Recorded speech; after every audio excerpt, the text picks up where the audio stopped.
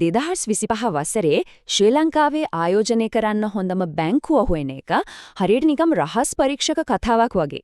ඉතින් අපි මේ විමර්ශනයෙන් කරන්න යන්නේ මූල්‍ය දත්ත කියන සාක්ෂි පාවිච්චි කරලා මේ අභිරහස විසඳගන්න එක.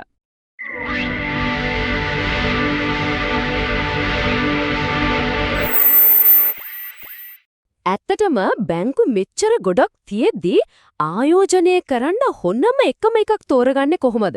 ඔන්න ඔය ප්‍රශ්නේ තමයි අපේ විමර්ශනය පටන් ගන්නෙ. හරි.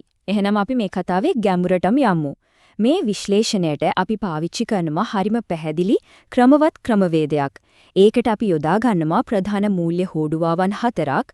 මෙන්න අපේ පළවෙනි හෝඩුවාව. Return on Equity. එහෙම නැත්නම් ROE. හිතන්නකෝ මෙහෙම ආයෝජකයින්ගේ සල්ලි කියන්නේ බැංකුවේ කියන එන්ජින්ට දාන ඉන්ධන වගේ. ROE එකෙන් පෙන්නන්නේ ඒ ඉන්ධන කොච්චර කාර්යක්ෂමව පාවිච්චි කරලා ලාභය කියන වේගය හදනවද කියලයි. ඒ කියන්නේ ඉතින් මේක වැඩි වෙන තරමට හොඳයි. දෙවෙනි හෝඩුවාව Return on Assets. අපි කියනවා ROA කියලා. ROE එකෙන් අපි බැලුවේ ආයෝජකයින්ගේ සල්ලි ගැන විතරනේ. හැබැයි ROA එකෙන් බලන්නේ බැංකුවට අයිති හැමදේම. ඒ කියන්නේ ගොඩනැගිලි, සල්ලි, දීලා තියෙන ණය මේ ඔක්කොම පාවිච්චි කරලා කොච්චර ලාභයක් හොයනවද කියලයි. ඉතින් මේකත් වැඩි වෙන තරමට හොඳයි. අපේ තුන්වෙනි හෝඩුවාව Non-Performing Loans. එහෙම නැත්නම් NPL. සරලවම කිව්වොත් මේ කියන්නේ බැංකුව දීපු ණය වලින් ආපහු නොගෙවන ණය ප්‍රතිශතය. ඉතින් මේකෙන් බැංකුවක අවදානම මැනගන්න පුළුවන්. ඒ නිසා මේ අගය පුරුවන් තරම් අඩු වෙන එක තමයි හොඳ. හොඳයි. අපේ අන්තිම හතරවෙනි හෝඩුවාව තමයි dividend yield. ඒ කියන්නේ ලාභාංශ ප්‍රතිලාභය.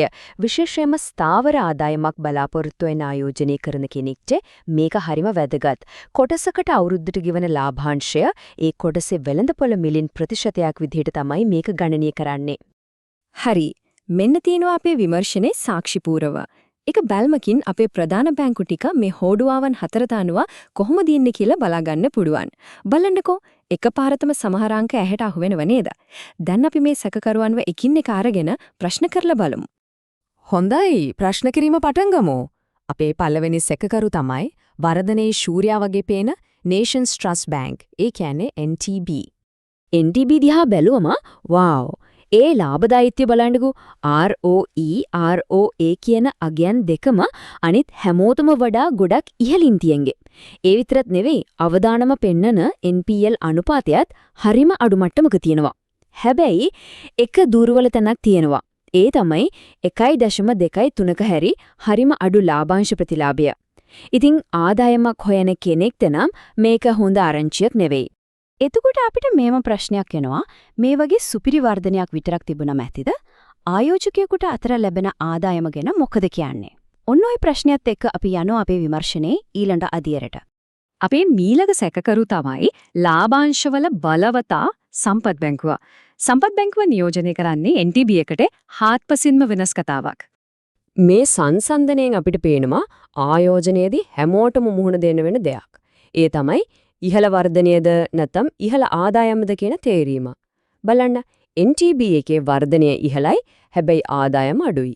සම්පත් බැංකුවේ ලාභාංශ ආදායම ඉහළයි හැබැයි වර්ධන අනුපාත සාපේක්ෂව අඩුයි.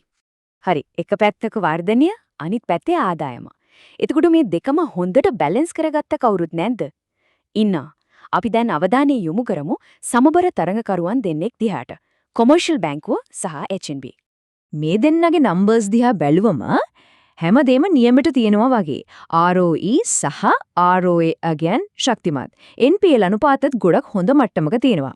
ඒ වගේම 5% කිට්ටු ආකර්ෂණීය ලාභාංශ ප්‍රතිලාභයකුත් දෙනවා. බැලුමට පේන්නේ මේ දෙන්න තමයි හොඳම තේරීම වගේ. එහෙනම් ඉතින් අපේ විමර්ශනය මෙතන නිවැරද? නෑ එහෙම ඉවර කරන්න බෑ. මොකද කතාවේ තියෙන පොඩි පෙරලියක්. ඒ තමයි හැම ලාභාංශයක්ම එක විදිහට හැදිලා නෑ. මේ කියන ලාභාංශ අංක පිටිපස්සේ තව කතාවක් හැංගිලා තියෙනවා. මෙන්න මේකයි කාරණේ. ලාභාංශ දෙන ක්‍රම දෙකක් තියෙනවා. එකක් තමයි මුදල් ලාභාංශ. ඒ කියන්නේ කෙලින්ම අතට සල්ලි ලැබෙනවා. අනික තමයි කොටස් ලාභාංශ. ඒ කියන්නේ සල්ලි වෙනුවට බැංකුවේ අලුත් කොටස් ටිකක් දෙන එක. කොමර්ෂල් සහ HNB දෙන්නේ මේ දෙකේම මිශ්‍රණයක්. ඒ කියන්නේ අර 5% කියලා පෙන්නුවට ඒ සම්පූර්ණ ගානම මුදල් විදිහට අතට එන්නේ නැහැ.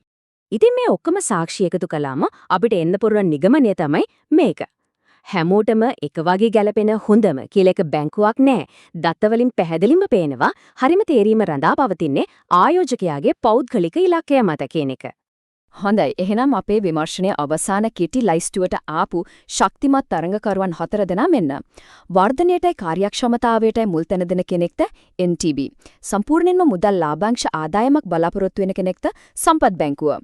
හොඳ සමබර ක්‍රියාකාරීත්වයක් එක්ක මිශ්‍ර ලාභාංශයක් දෙන කමර්ෂල් බැංකුව සහ HNB. දැන් සමහරුන්ට ප්‍රශ්නයක් ඇති ඒ කාගිල්ස් SDB වගේ බැංකු මේ ලයිස්තුවේ නැති කියලා. හේතුව සරලයි. අපි බලපු මේ මිනුම් දඬු 4ට අනුව ඔවුන්ගේ ලාභදායීත්වය සාපේක්ෂව අඩුයි, NPL අනුපාත ඉහළයි, ඒ වගේම ඔවුන් ලාභාංශ ගෙවන්නෙත් නැහැ. ඉතින් මේ මුළු විමර්ශනයෙන්ම ලැබෙන වටිනාම පාඩම තමයි මේ වගේ විශ්ලේෂණයක් තමන්ම කරගන්න විදිය ඉගෙන ගන්න එක. පියවර ටික හරිම සරලයි. 1. තමන්ගේ ඉලක්කය මොකක්ද කියලා තීරණය කරන්න. වර්ධනයද ආදායමද? 2. අපි කතා කරපු මේ අනුපාත 4 රාමුව පාවිච්චි කරන්න. 3. හැම වෙලේම අලුත්ම වාර්තා බලලා දත්ත තහවුරු කරගන්න. 4. එක අවුරුද්දක් දිහා විතරක් බලන්නේ නැතුව තව ටිකක් ගැඹුරට හොයලා බලන්න. හැබැයි මේ දේවල් කරද්දී අනිවාර්යෙන්ම මතක තියාගන්න ඕන කරුණු ටිකක් තියෙනවා. මේක ක්‍රමවේදයක් ගැන පැහැදිලි කිරීමක් විතරයි, ආයෝජන උපදේශක් නෙවෙයි. එක අවුරුද්දක දත්ත කියන්නේ සම්පූර්ණ කතාව නෙවෙයි. හොඳම තේරීම තීරණය වෙන්නේ එක එක්කෙනාගේ පෞද්ගලික ඉලක්කම මත. ඒ නිසා අනිවාර්යෙන්ම තමන්ගෙම ගැඹුරු පරිශ්‍රණයක් කරන්න. දැන් මේ ක්‍රමවේදය ඔක්කොම දන්න නිසා ඉතුරු වෙන්නේ එක ප්‍රශ්නයයි. තමන්ගෙම ආයෝජන ගවේෂණයට අපි කතා කරපු මේ මූල්‍ය හෝඩුවාවන්ගෙන් වඩාත්ම වටින්නේ මොනවාද? ඒකට පිළිතුරු තියෙන්නේ එක එක්කෙනා ළඟ.